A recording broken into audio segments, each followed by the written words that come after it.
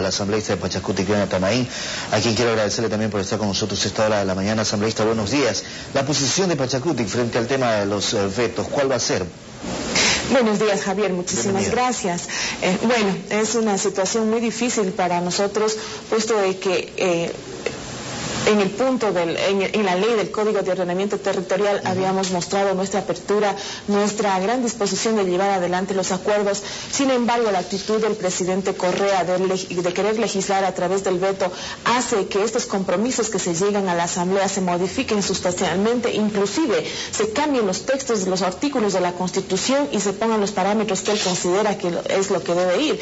Así que con esa actitud en todos los artículos, si es que ellos piden o plantean allanarse al veto, nosotros votaremos en contra. En lo que sea y nos dé una posibilidad, sea necesario allanarnos al veto del presidente, y como en algunos casos hay que reconocer que lo que se hace es mejorar el texto de los artículos, votaremos sin ningún impedimento y sin ningún compromiso con nadie, sino con responsabilidad ante el país. ¿Se ve afectado el tema de la circunscripción territorial o no?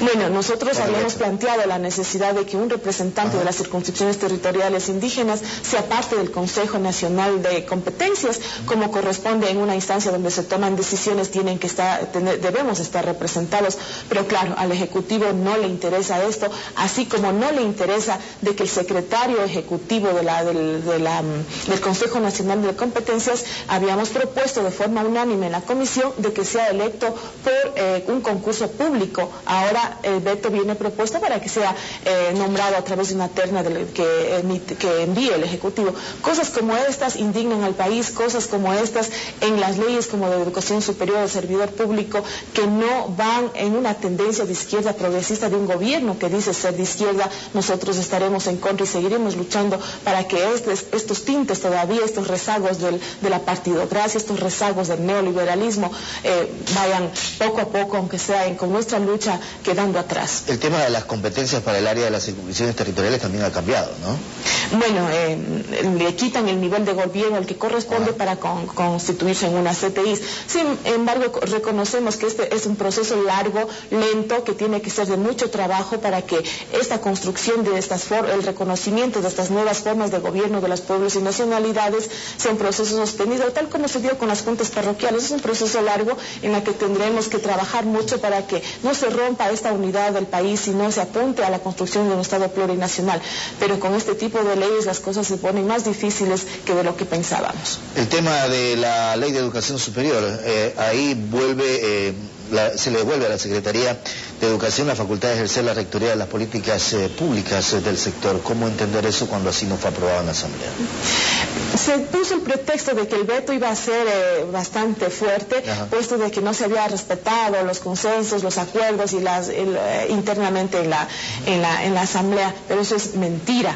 El presidente nos miente una vez más, porque ¿por qué no respetó los acuerdos que tuvimos también y los consensos a que se llegaron en la ley del servicio público? Con más de 100 votos fue aprobado y ahora viene con este veto que es gravísimo, que es atentatorio contra nuestra gente que ha dado su vida en las instituciones públicas, como son la renuncia obligatoria, donde se da plenos poderes a un ministro para que él sea quien decida en qué instituciones, a pesar de su autonomía, sean empleados o sean contratados como servidores públicos.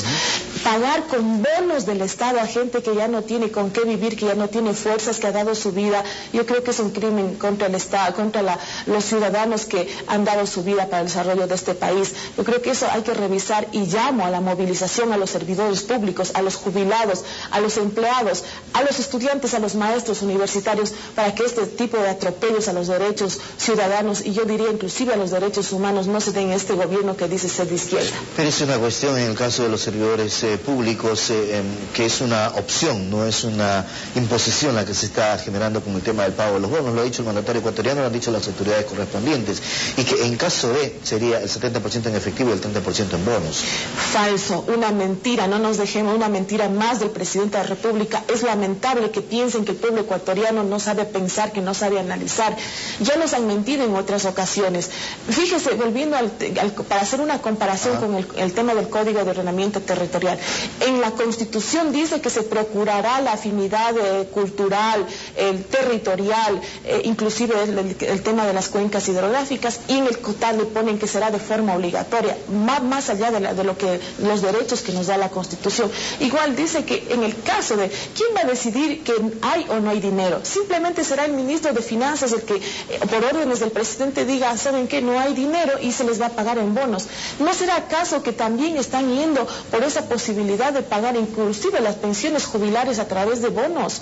No creamos en estas mentiras que el presidente se está inventando a última hora. Ahora hemos escuchado que sí, que inmediatamente luego de la aprobación de la ley del servidor público vendrán reformas tal como están haciendo con la ley de hidrocarburos, pero es simplemente para que pase. Nos sentimos engañados, nos sentimos defraudados dentro de la Asamblea Nacional, pero más sentimos esa angustia por no ver que los asambleístas de país se vean manipulados, que no tengan capacidad de decisión. Por eso es que ahora decimos de forma frontal que la ley de comunicación no debe pasar, se debe archivar esa ley porque vienen con engaños, no se respetan los acuerdos y al final el presidente termina legislando como él quiere a través del veto presidencial. Asambleísta, quiero agradecerle por haber estado con nosotros esta mañana. Buen día. Buenos días, muchísimas gracias.